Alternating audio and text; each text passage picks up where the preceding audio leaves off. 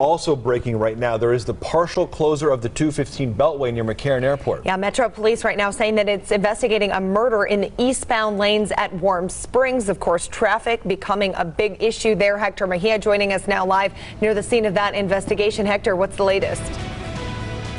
Well, just in the last half hour, police increased their perimeter. The 215 Southern Beltway, all eastbound lanes now closed starting at Las Vegas Boulevard. No more access to the airport connector from the 215 eastbound.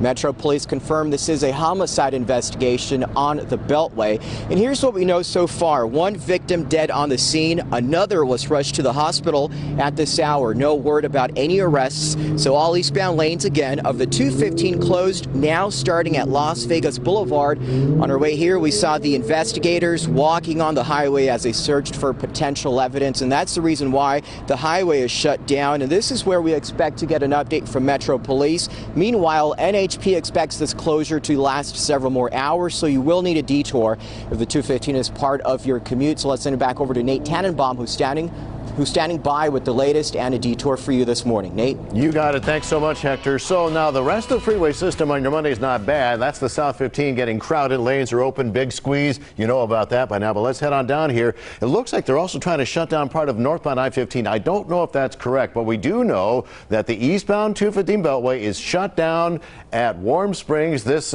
whatever it was, happened about 2:30 this morning, so a different view. Bottom line, how do you get around it? For a while, they were diverting you off at the airport connector, but as Hector said, that has now been pushed further back, so you got to get off the 215 at Las Vegas Boulevard. We're suggesting you go up to Sunset. It's kind of a long ride over to Eastern, but it shouldn't be too bad eastbound. Then you take Eastern all the way down to Windmill. Kind of a long workaround, but you can get there. Meanwhile, there is another crash in the southwest near the 215. This is actually on Durango, south of the 215. So north of the 215 on Durango, that's where the IKEA is at Sunset, but this crash is past the 215 southbound, taking up the right lane there. So these are the folks who are headed for the 215 from further south. It is the southbound lanes that are a little bit of a mess. Lots going on the freeways, lots going on with the weather too. So let's get an update from Sherry.